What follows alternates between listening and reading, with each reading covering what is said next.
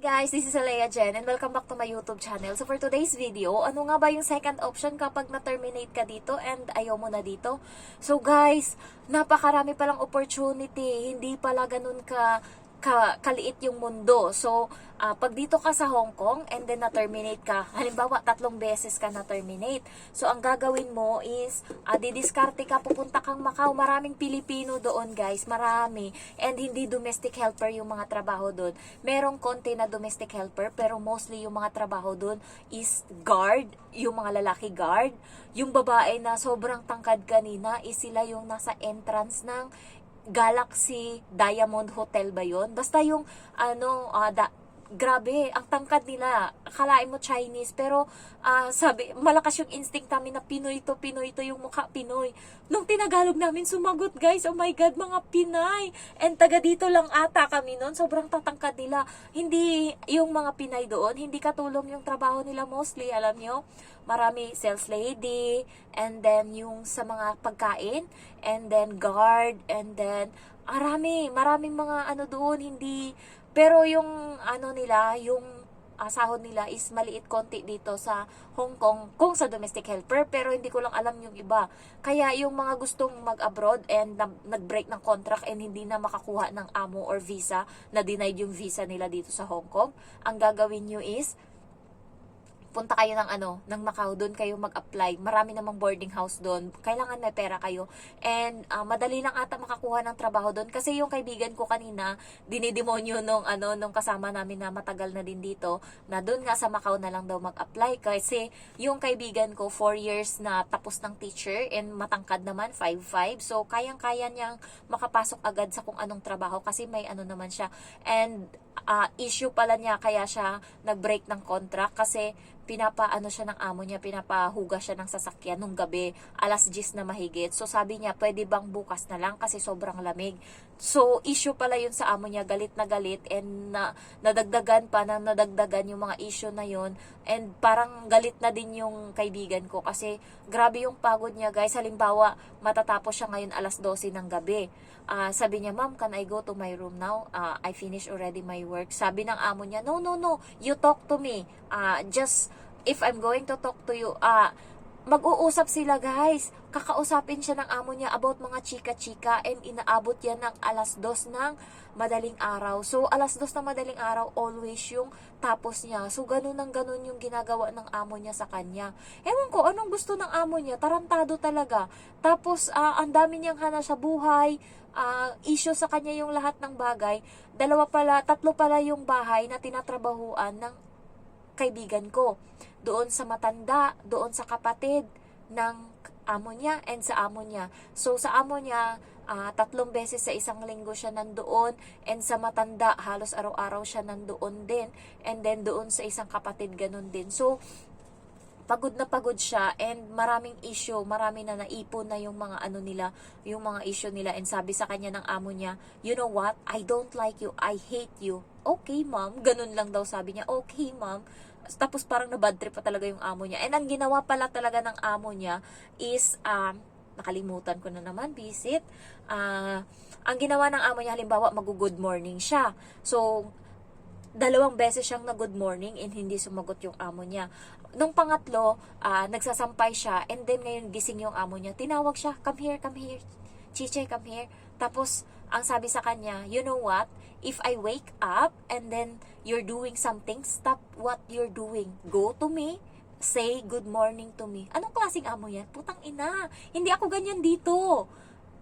Halimbawa, may ginagawa ako, nandun ako sa kusina, kapag nandito yung amo ko, hindi ko yan siya babatiin. Kapag nakita ko na yun siya paglabas ko, and dyan siya, tsaka na ako magbabati sa kanya. And hindi ganyan yung amo ko na kapag nag-good morning ka, walang kibo. 2 beses niya lang yan ginawa sa akin, bilang ko. And nung time na yun nung nagsiselo siya. Pero, hindi, nag-good morning talaga yan siya, nagre-reply. Minsan siya nauuna mag-good morning sa akin kapag halimbawa naglalaro kami ng bata and hindi ko napansin na bumangon na siya yung nauunang magsabing good morning. Ayan, yung lalaki talaga, magalang talaga yan. And ako sa bata, ako talaga yung nauunang nagsasabing good morning sa bata. Kasi kapag sinimulan mo yung bata ng masaya ang araw, matatapos siya ng masaya. Kapag sinimulan mo siyang bad trip, matatapos siya ng bad trip. Kaya sinisimulan ko parati yung araw ng bata na masaya. So, ang dami ng issue, and alam mo ginawa ng amo niya sa kanya, yung blank na papel, sabi sa kanya, you sign this one, I'm going to terminate you. Nag-usap sila, sabi niya, no need ma'am, why I'm going to sign that blank paper, I already have my paper about going to break my contract, I just give you that one. And sabi ng amo niya, hindi daw ibigay sa kanya, ibigay daw sa agency. And yung agency na yun is kampi yun sa kanila. Kasi nung nakaraan, yung agency din na yun is nagreklamo yung isa ko ding kaibigan. Ang sabi niya, hindi siya pinapakain ng tama and walang ganun. Ang sabi sa kanya, kasi ba't hindi ka umiinom ng kape? Kape binigay nila, hindi nga umiinom ng kape yung kaibigan ko. So nagre-request siya ngayon ng pagkain kasi parating pinapakain sa kanya tira-tira. Ang kinampihan ng agency is yung amo. Kaya kayo, huwag kayong sumbong ng sumbong sa agency nyo kasi mga doble kara yung mga yan. Hindi yan kakampi sa inyo. Kalahi pa rin nila yung kakampihan nila. Kaya ako, sabi ng agency ko sa akin, if you need anything, just ganyan, magsumbong ka, or you need something, of you have concern, just chat me. I don't care. Simula dumating ako dito, nakaapak ako sa bahay ng amo ko. Pagdating ko talaga dito, hindi ako nagchat-chat sa kanya. Nagchat lang ako, nag-follow up ako ng Hong Kong ID, ganun lang. Pero wala akong issue na sinabi sa kanya. Kasi kampihan sila sa amo. Kaya, kayo, be careful kayo sa mga agency. Huwag niyong pagkakatiwalaan, lalo yung mga agency na buy one, take one. Kinuha ka ngayon, pero pag ayaw nila sa'yo, ibabalik ka nila sa agency and kukunin nila yung isa na kasama mo na dalawa silang, parang isa yung binayaran nila, pero dalawang katulong yung pwede nilang pagpilian. Pag ayaw nila sa'yo, ibabalik ka nila, may isa pa silang reserva and hindi yun bayad. Libre yun nila makukuha yung isa na yun. So, ganun yung ibang agency dito. Buy one, take one yung yung Hanash. Kaya, yung mga gustong mag-abroad and wala na ditong pag-asa sa Hong Kong, mag-Macau kayo. Madaling makapasok doon and halos mostly maraming Pilipino doon. And ano pa ba? Yung Macau is parang probinsya. Wala silang train, pero madaming mga bus and ang mura lang ng pamamasahe kahit malayo, sa lang. Always flat. Parang flat rate na nila yung sais. Ayan, parang flat ano na nila. And take note, may mga libreng mga bus. Kasi kanina, doon yung pinakalas namin na destination is sa Galaxy. And merong bus doon, papunta na sa terminal, papunta na sa airport kung saan kami sasakay ng bus. So, sumakay kami sa Galaxy na bus nila, na parang bus, talaga, company bus. And sumakay kami, naghanda kami ng 6 pesos, 6 Hong Kong dollar, and walang singil. So, ang layo ng narating namin, parang magwa 1 hour ata kaming nagbiyahe. Nakatulog na kami sa bus, pero libre yun guys. Nag-thank you na lang kami sa driver. So, ganun, maraming mga libre, puntahan nyo. Alam ko, libre din yung Parisian, may Parisian na bus, libre din yan. Yung Galaxy, hindi ko alam kung ano pa yung iba. Basta yung may mga bus na may mga pangalan ng tourist spot nila, ibig sabihin, libre yan. Walang bayad yung mga bus na yan. Napakaganda din doon, pero parang probinsya siya. Mainit siya compare sa Hong Kong. Yung Hong Kong kasi, pagbaba mo ng MTR, madali na lang hanapin yung mga tourist destination. Doon, maglalakad ka pa. Pero masaya kasi mai-explore mo kami wala kaming tour guide and bago lang kami. Pero natapos namin yung araw na smooth. Ayan. So, natapos kami kanina. Marami kaming pinuntahan. Alas 3, mag-aalas 4. Ayan.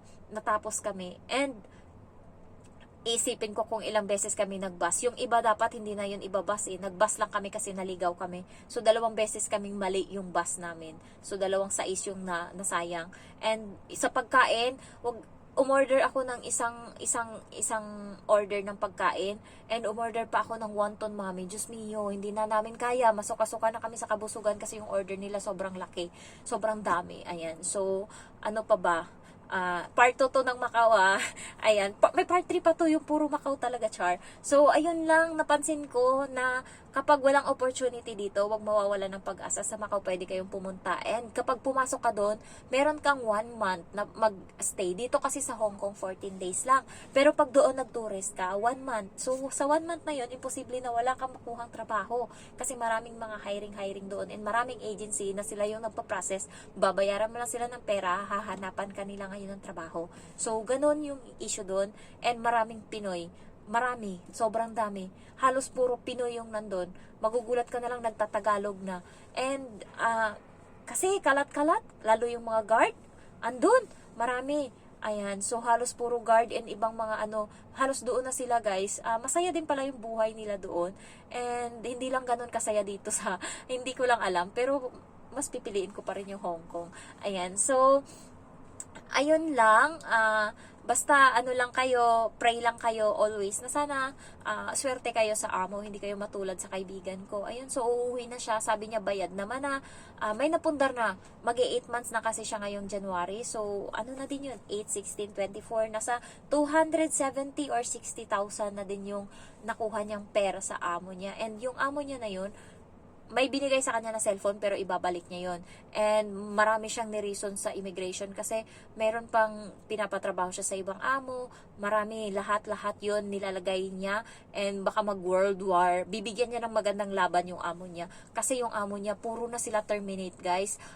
Yung mga amo niya, hindi na yun yung mga nakapirma, mga ibang tao na, yung asawa na, kasi binlock na sila sa immigration sa sobrang sama ng ugali nila. Pero bakit hindi pa sila nagbabago? Gusto nila na may katulong, pero bakit hindi sila nagbabago? Bakit tinuturing pa nilang salbahe?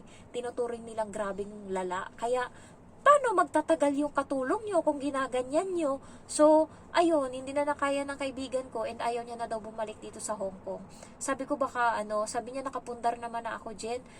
Yung utang nila, nabayaran niya na, tapos wala silang kuryente dati, nakapag-kuryente na, nakabili na siyang lote, and meron pa siyang naiwang pera. So far, kasi dalaga pa din siya, and gusto niya na lang ng Taiwan, mag-apply papuntang Taiwan, factory worker. So, okay din yun, parang 80,000 ata yung sahod nila dun or 40. So, okay din yun. Pero sabi ko, panibagong apply ka na naman, mapapagod ka na naman kakabalik. Sabi niya, dati kasi nag-apply na ako, kaso ang nangyari, naghahanap sila ng UMID ID, yung sa SSS, and wala ako noon. So, ngayon, meron na ako kasi nga nahulugan na yung SSS ko nung nagtrabaho siya sa Manila, and then, meron na din siyang national ID. Kaya, doon na lang daw siya. So, kahit ano guys, pag kasi binigay sa'yo ni Lord, kung anong kapalaran mo, si Lord naman yung nakakaalam nun. Kaya ako, inaasa ko na lang kay Lord ang lahat. Pero, I do my best talaga. Kahit na inaasa ko na sinasabi ko. Kasi, nasa tao naman talaga yung gawa, and ginaguide ka lang ni Lord. Pero alam na ni Lord kung saan ka papunta. Ang gawin mo na lang is, bawat araw na dumaan, mga pagsubok na dumaan is, kailangan maging matatag ka and maging matapang ka. Ako sa nakikita ng kahit yung mga ibang tao, nakikita nila yung ugali ko, maldita, and then kung anong gusto ko, kinukuha ko talaga. Ganun ako kapursigido. And ayun yung napansin ata ng amo ko, na hindi ako basta-basta na, pag pinagalitan, yung sa gilid lang. Ganyan yung ko yung Indonesian, sa gilid lang. Ako hindi, lalaban ako, bahala ka dyan. Kaya yung amo ko, hindi rin yan makaano-ano sa akin makaporma na masigawan ako. Kasi nakikita niya na lumalaban ako kasi guys, kapag alam nila na kayang-kaya ka, dudurugin ka nila, kaya kayo, ipakita nyo na yung the worst nyo.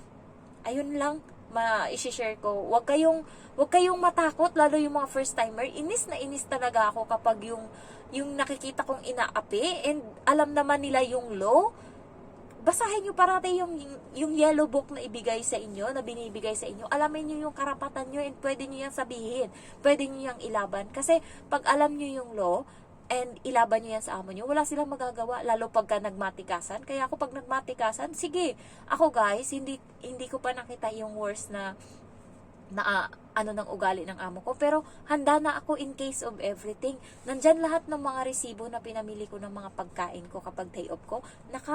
Naka-file yan in case makapal-kapal na ipapadala ko yan sa sobre. So, hindi pa dumadating. Handaan nyo na para pag dumating, ready na kayo. Ayan. So, hindi tayo pwedeng magpapalamang. Kasi dito wala tayong pwedeng aasahan kundi sarili lang natin. Kaya hindi ako umasa sa ibang tao. Hindi ako nagtitiwala sa amo ko. Lalong-lalo hindi ako nagtitiwala sa tinitiwalaan ko lang sarili ko. Ayan. So, sa bata, nagtitiwala ako minsan kasi nga kasundo ko yan siya yung pinakamalapit sa akin, yung bata. And kung ano sasabihin ko, halimbawa sabihin ko, huwag mong sabihin sa nanay mo yung ganito. Hindi talaga yan siya. So, ayun lang, ma-share ko. And grabe, hindi pa ako pagod. Thank you so much for watching. I love you all. Bye-bye. Happy New Year!